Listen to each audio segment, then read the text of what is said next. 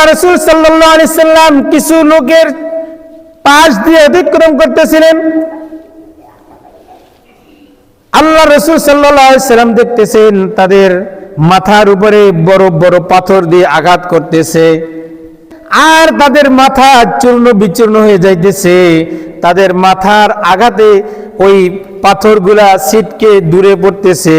ওই ফেরেশতারা কিছু লোক যারা পাথর মারতেছেন, তারা ওই পাথর যখন আবার আনার জন্য যান, এনে পাথর এনে দেখে আবার তাদের মাথা ঠিক হয়ে যায়। নাউজুবিল্লাহ বলেন, আল্লাহুম্মা ইহফাজনা আমিন, সকলে বলেন আমিন। অর্থাৎ তাদের মাথার উপরে পাথর দিয়ে আঘাত করে তাদের মাথা ফেটে চূর্ণ বিচূর্ণ হয়ে যায়। আবার যখন পাথর আনার জন্য যায়, পাথর এনে তাদের কাছে যখন আসে, আবার তাদের মাথা ঠিক হয়ে যায়।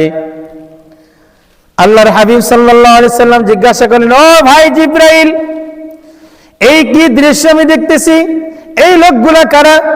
জিবরাইল আলাইহিস সালাম বলতেছেন, বলেন, ও আল্লাহর রাসূল, এই লোকগুলো হলো ওই সমস্ত লোক, আপনার উম্মতের মধ্যে এই সমস্ত উম্মত যারা আজান শোনার পরে নামাজে শরীক হয় না, নামাজ পড়ে না। আজান শুনেছে ঠিকই, কিন্তু আজান শুনে তারা জামাতে শরীক হয় নাই, নামাজ আদায় করে নাই, মসজিদ যায় নাই, অথবা মাঠে ঘাটে নামাজ পড়ে নাই। এরা হলো ওই সমস্ত লোক, তাদেরকে কিয়ামত পর্যন্ত এইরকম ভাবে তাদেরকে শাস্তি দেওয়া হবে। নাউজুবিল্লাহ।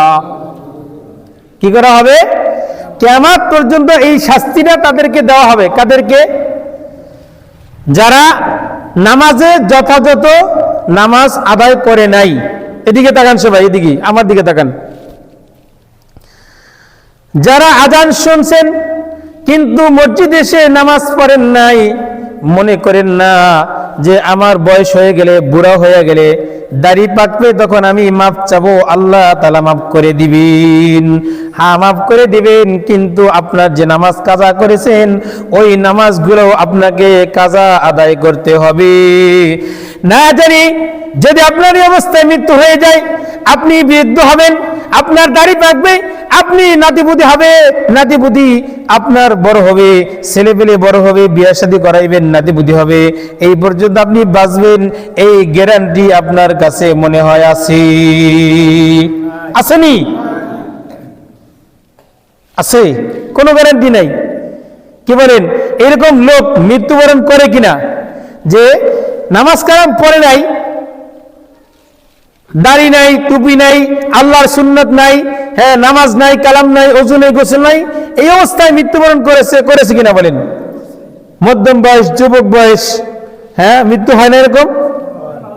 এটা আল্লাহ তাআলা দেখান। এটা হলো শিক্ষা। আমরা যে জানাজার নামাজগুলি পড়ি, এই জানাজার নামাজটা হলো একটা নসিহত। জানাজার নামাজটা কি?